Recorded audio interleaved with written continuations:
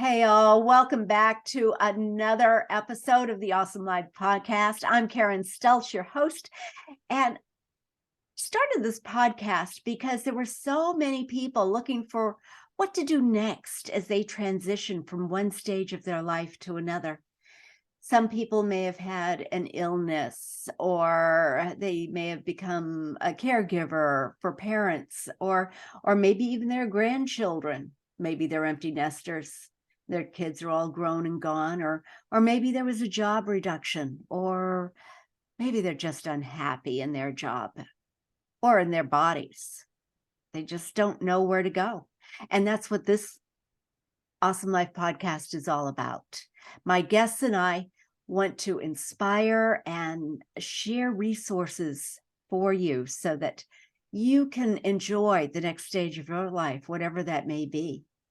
And I know as a reformed people pleaser and self-doubter, I personally had to become a mindset mentor for women who are ready to go and let go of the people pleasing and the self-doubt and release some of the pain, the emotional and physical pain that shows up upon occasion, even though we don't want to. We're all positive people, right? And we are. But I want to share with you a wonderful lady today. Her name is Nina Manolson. Did I get close there? Totally. You got it perfectly. How cool is that? Nina is a body peace coach, and she helps people end the war with food and body and finally feel truly at home in their body. And that is what a lot of us really need. We want to make friends with our body, and we're really hard on it. We'll talk about that as we go on. I've just been enjoying a little bit of a conversation with Nina. She's known for her deeply feminist anti-diet, I love that, and the body peace approach.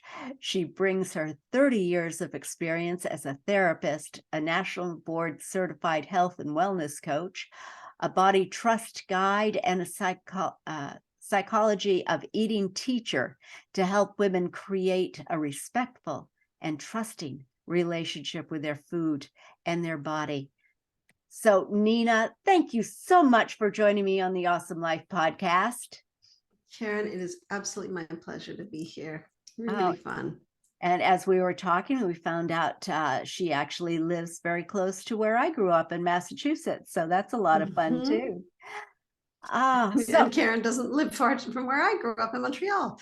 So there you go. We just swapped places geographically. So obviously everybody that I meet, I know there is a great reason for that. And I know that Nina and I will become fast friends as time progresses. But in the meantime, we are here for you, our listeners, to learn more about our body, our food, and how to make peace. Isn't that what most of us want at this stage in life? When we're in just more peace, less drama, and more freedom. And so tell me, Nina, tell us, how did you get into this body peace? Yeah. So exactly like you said, we want more peace. I had more war, right? We want more ease in our body. I had more struggle. I was always in let me just start this new diet. Maybe this diet, this will be the one. And finally, I'll have that small body that I wanted my whole life. And I can't keep to this diet. I can't believe I failed again. I just am so broken. What's the matter with me? Where's my willpower? And then there I was again, looping back to, so where's the new diet? Oh, here's a new book written by some guy who's making $1 gazillion off of telling women that their bodies are wrong and here's how to fix it. Let me read that book, and maybe that will give me the magic fairy dust to solve my struggle with my body. And I did that for decades, to the point where I was like, you know what, this has got to change. Dieting is not the way. Managing our body is not the way. Being at war with our food, with our body, all it does is make us feel terrible. And so what I did was like, you know what? I am searching for another way. And so part of that search was a professional journey, and part of it was a personal journey. I became a therapist. I became a psychology of eating coach, teacher, intuitive eating, body trust. I did all the things to really fill my own toolkit of how do we claim our own body back. Mm-hmm.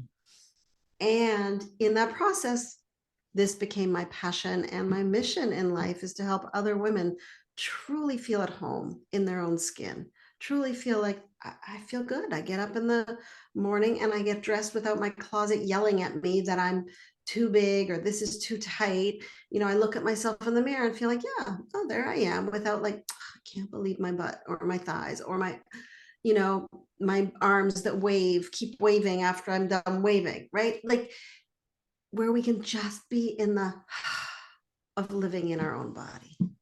Oh, what a wonderful place to be. What a wonderful place. I remember back when I was in my teens and 20s and even 30s, I would look at myself and say, you're just plain old fat. Well, I haven't seen those weights for many years now.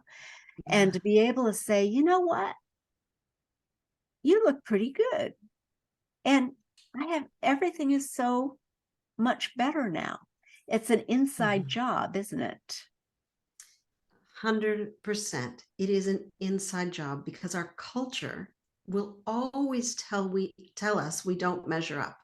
Our culture is making money off of telling women that they're not okay on many levels, right? In terms of the diet industry, that's a 72 billion with a B, $1 billion industry, right? Profiting off of the shame of women.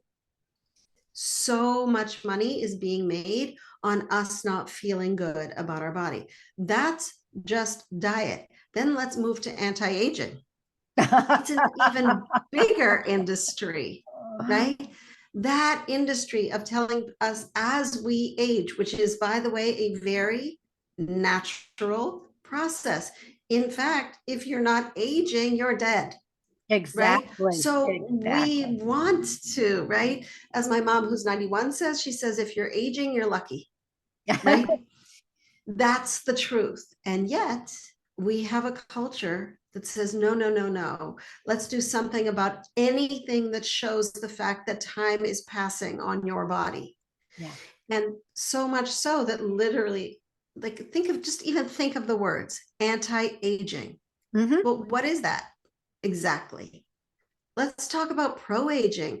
Let's talk about embracing aging. Let's talk about embracing our body. Let's talk about actually feeling totally at peace with the passing of time and feeling engaged in the relationship with our body as we get older from a place of compassion, from a place of joy, from a place that lights us up instead of, oh yeah, there's another wrinkle, or oh, there's another joint ache. Oh, I need to be looking like J-Lo, you know, and have a personal trainer at my beck and call every second, and plastic surgery and blah, blah, blah, blah, all the things that the anti-aging industry is selling us.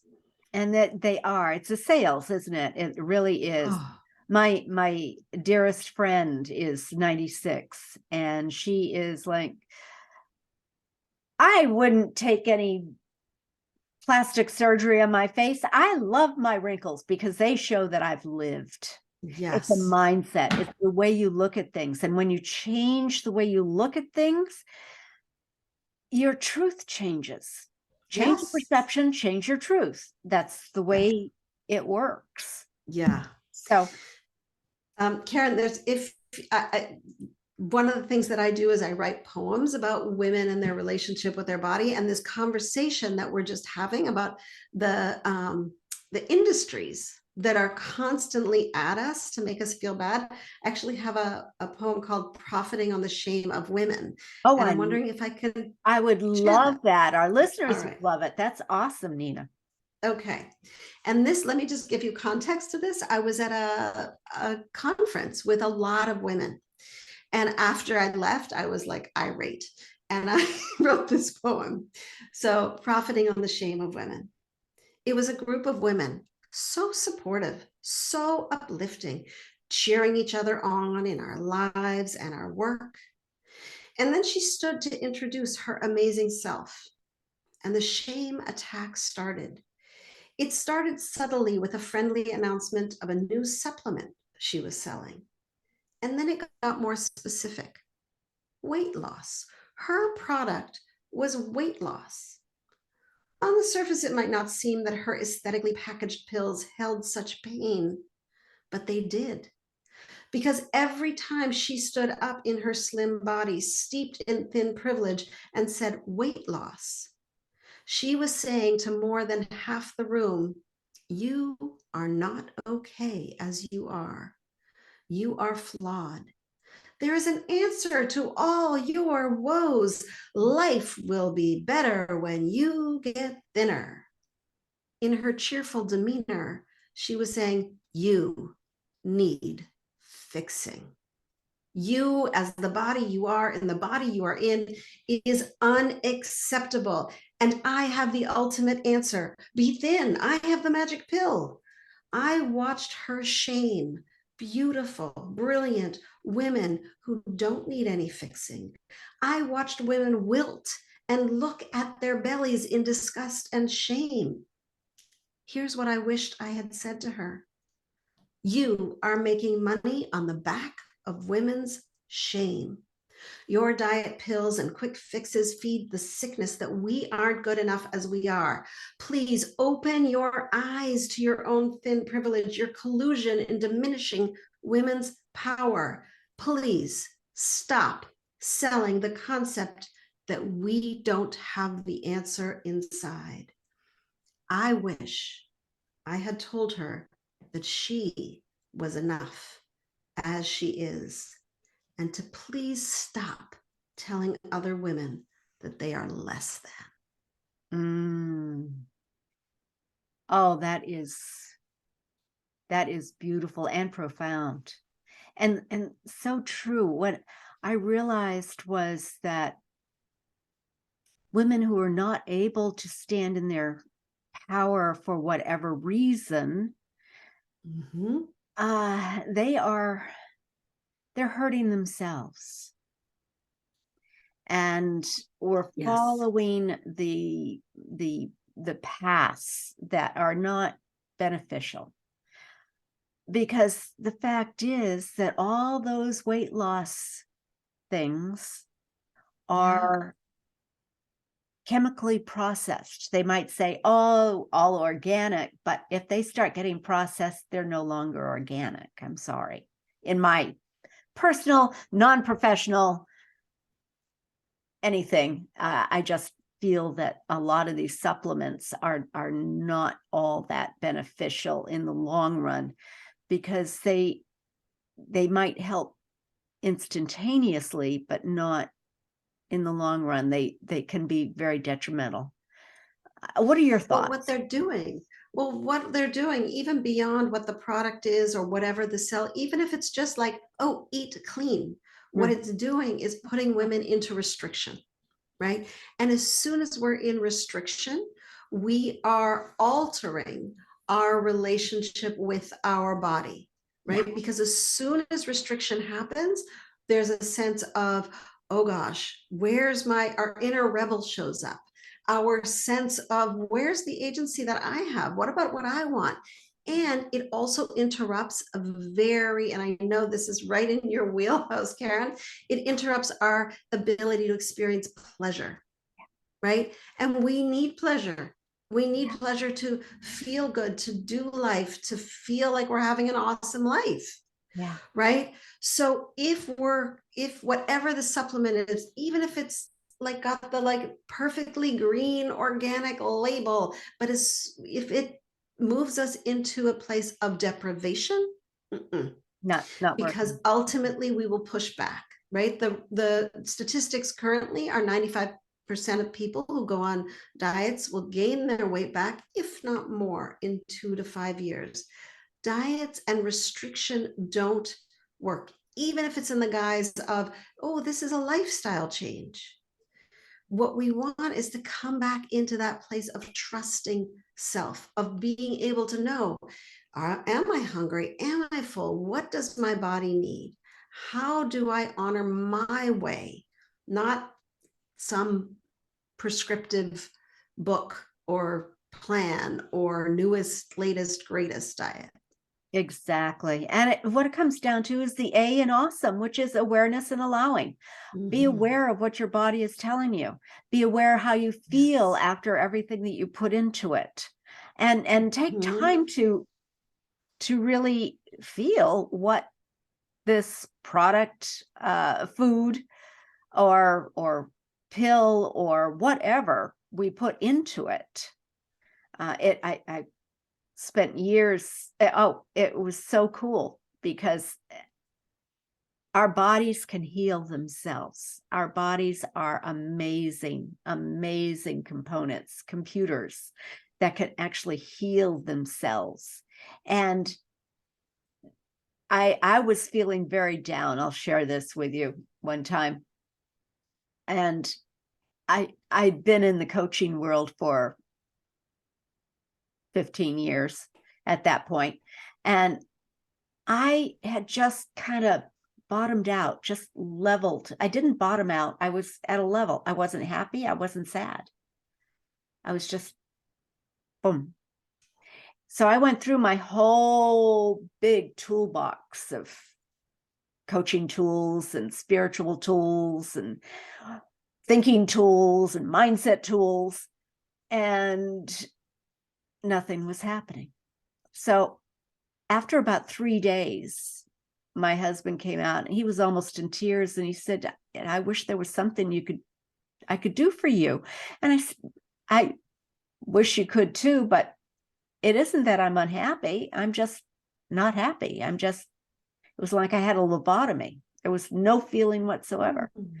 And I finally said, you know what? I can't go on like this. This is not living without feeling. You got to have that joy. You got to have that pain in order to experience the joy and to recognize it when it shows up. That's why after a little sun, rain must fall so that we can appreciate the sun some more, right? And a little inner voice said, get some grapefruit juice. Grapefruit juice? Really? Well, I have some in the house. I don't drink it, but I'll take a sip. And all of a sudden, bang, one sip, and I was back. One sip. And I realized that nutrition has a huge part to play in our overall well-being. Yeah, for sure. What we eat matters. And everybody's what they need to eat is different. All of our bodies are unique, right? It's a basic concept of bioindividuality. So that when we pick up a book that goes, eat this, don't eat this, is that really what works for my body? Exactly. Not necessarily, right? So to be in that place, and one of the things that you talked about, Karen, is that sense of awareness. How do we feel? What's going on? And what you're alluding to is an actual superpower that we all have, which is interoceptive awareness. So we all know about, most of us know about proprioceptive awareness. That's that sense of where am I in space, right? We use proprioceptive awareness to get through a door without crashing into the sides, right? Where does my body end and the door start? Interoceptive awareness is what's happening inside. What's happening inside? It answers the question, what do I feel right now? And most of us, especially most women, are incredibly attuned to what's happening to the other person. Right? When you talk to women, how are you? They'll start telling you how their partner is, how their children are, how their best friend is, how their pet is, right? What we want to start to cultivate is that deep inner awareness, that interoceptive awareness that gives us clues, that says, go have some grapefruit juice, that says, go have a nap, that says, please get some fresh air, that says, go pee, right? It's like basic. Interoceptive awareness isn't just like, wild intuition. It's actually what's happening in this miracle of a body, because that is our greatest teacher, right? Often people come to me and go like, okay, now you're going to teach me how to be in my body. I'm like, oh, actually your body is your greatest teacher. We're going to start listening to her because she has the answer, but we've been trained out of listening. We've been trained into the 500 million diets we've been on. We've been trained into seeing ourselves as a problem. If we shift that, if we come into the process of body peace, then, oh, how do I come to a place of feeling like there's a sense of a deep exhale, that it's okay to be in this body as she is. We're not waiting until we lose 20, 30, 50 pounds to like our body, to feel good in our body. We're being in caring, compassionate, connected relationship to our body now, because that's what actually allows us to take actions that deeply support us. Yeah. Yeah.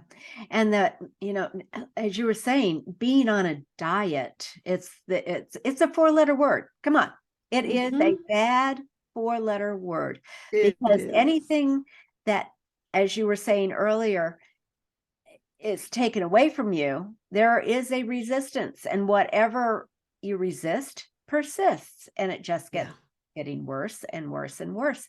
And that awareness is important. For me personally, I recognize that corn chips are an issue, and not for my body per se, but for my emotional state. And that is, I love corn chips with quesadilla, chili quesadilla. Oh, love it, love it, love it. And I can eat a ton of it. And I do when I choose to. Right. And what you're saying here is so important, right? And one of my favorite phrases is love the food that loves you back. Yeah. Right. So you love corn chips, it doesn't always love you back. So if you're going to like enter into that relationship, you're like, okay, I know how this is going to turn out. Right. For me, the example that I often use is broccoli. I love broccoli. You can't give me like broccoli with garlic sauce from a good Chinese restaurant. I'm like in heaven. Broccoli does not love me back. There's no part of me that feels good after I eat broccoli. It is not a happy experience. So I can be like, oh, I really love broccoli. It does not love me back. It's a relationship, right? We're in relationship to our food. We're in a relationship with our body. When we think about it, right? We're born into this body and we will die in this body. This is the longest relationship we will be in for our entire life. So how do we, right? Just like if we're in a marriage or our relationship with someone dear to us, how do you want that relationship to go? Right? We don't want to stay in an abusive relationship where someone's yelling at us or someone's being really critical. We want to be in a relationship that feels supportive, right? So to come back to the broccoli, it's sort of a basic example, but I don't know that I actually want to be in a relationship with broccoli because I love it, but it does not love me back. It does not treat me the way I would like to be treated. So I'll find something else and slather it with garlic sauce and we'll be okay. We'll be okay. And if you can't, that's okay too, as long as you recognize what the results might be. So instead of having broccoli every week, because you love it so much, you might have it twice a year, or maybe baby bites, maybe 2 or 3 pieces, whatever works for the individual, right? Right. It is. And it's so important that you say that, Karen. And we can't emphasize that enough, is that idea that we are individuals, right? There's bio-individuality. This is your body. It doesn't fit the mold. We don't fit a mold, thank goodness, right?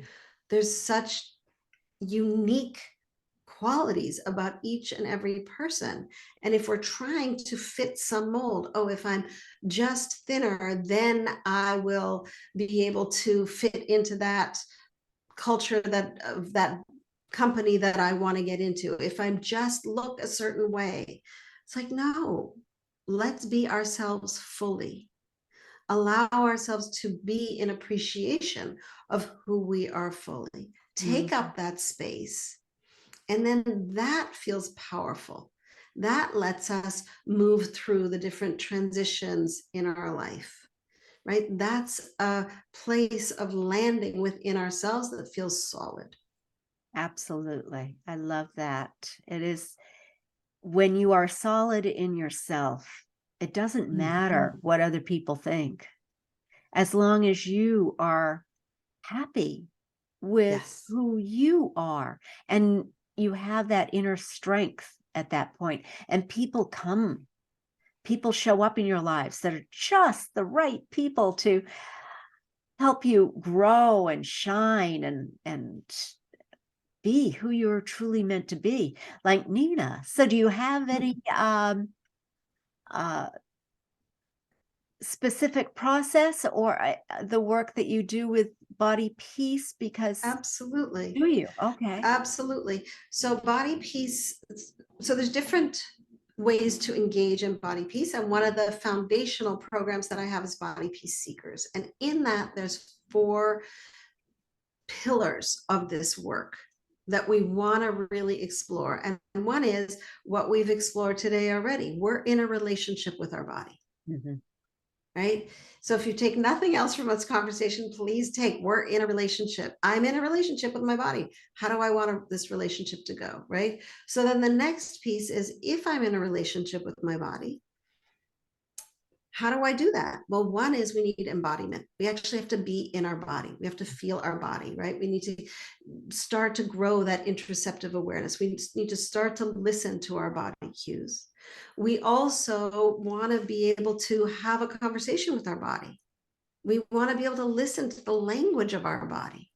We want to Mhm. be able to sit at the feet of this amazing teacher, which is our body, and learn from her. And we want this to be a kind and caring relationship. We want to bring in self-compassion.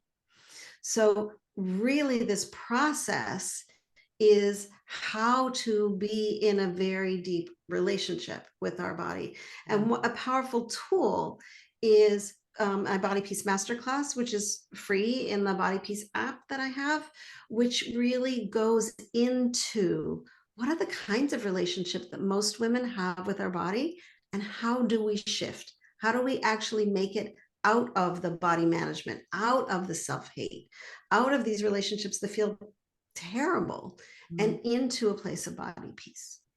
Oh, I love that. So you have an app that people can go to. Oh my I goodness. do. I do. That's It's the Body nice. Peace app. If you go onto your App Store or Google Play and search Body Dash Peace, you'll probably see my face and the pictures.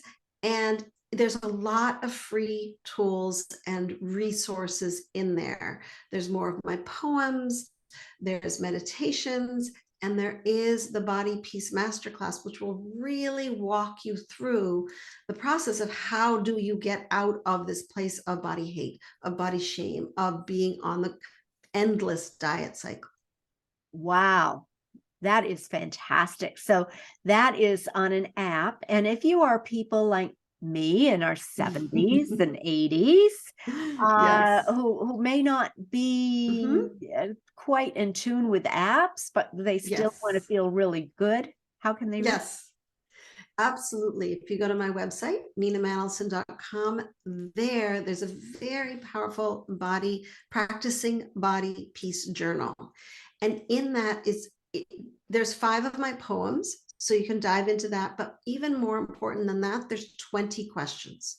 Oh, 20 questions to explore the relationship that you're having with your body, right? We've been talking a lot about what is the relationship you have with yourself and your body. And those 20 questions will help you unpack where you are, where you want to go, what happened, how is it, how have you gotten to this place in your relationship with your body? And so that's a very powerful resource, and it's free. That's fantastic. And then they can also reach you personally from there if they want to work with you personally. Absolutely, absolutely. You can reach out to me. You can email me through my website. There's a little button in the corner. You can send me a chat, a message. You can find me on Instagram. You can find me on Facebook. You can find me on TikTok. I'm a lot of places. Oh, wow. Yeah, and LinkedIn. Yeah, all the places. All the good places. Yeah. Excellent. Excellent. Well, Nina, thank you so, so much for your time, your expertise. And guys, be sure to come over to the YouTube conversations, see this beautiful young lady who is enjoying life fully and has a wonderful relationship with her body, as you will see when you come over to conversations. And are there any last words? Or you mentioned poems in your thing. Would you consider sharing another poem that you think? Sure, absolutely. There's one poem that I love. It's one of my most recent poems, and I particularly like it because it's about it's about us at this age, as we age, and this sense of how do we, we started the conversation somewhere in the beginning there about anti-aging, and how do we really be in this body at this time. So this poem is called She Let Herself Go. Mm. He said, you've let yourself go. Yes, I have let myself go. I stopped wearing Spanx. I stopped counting macros, points, and calories. I said no to the Botox. I let the gray show. The truth is, I did let myself go. I let myself relax. I let go of expectations. I've let myself be at home in my skin. I let myself have pleasure. I let myself feel and rage. I let myself listen in. I let myself not care about what everyone else thinks. I let myself free. Oh, that's what it's all about. Having peace and feeling free. Oh, Yes. fantastic. Fantastic. Karen, thank you so much for having me. Well, Nina, thank you so much for being my guest today. And listeners, be sure to tune in and listen, subscribe, like, and comment. Both Nina and I would love to hear your comments, your thoughts about the show. Good or bad, we're open to it all because we are open to letting ourselves go and learning from it is the bottom line. Creating that relationship that we could always learn from. As long as we're learning, we're growing. And as long as we're growing, we're living. Beautiful. So thank you again, Nina. It has been Thank a total you. pleasure. And until next time, be awesome. Bye-bye.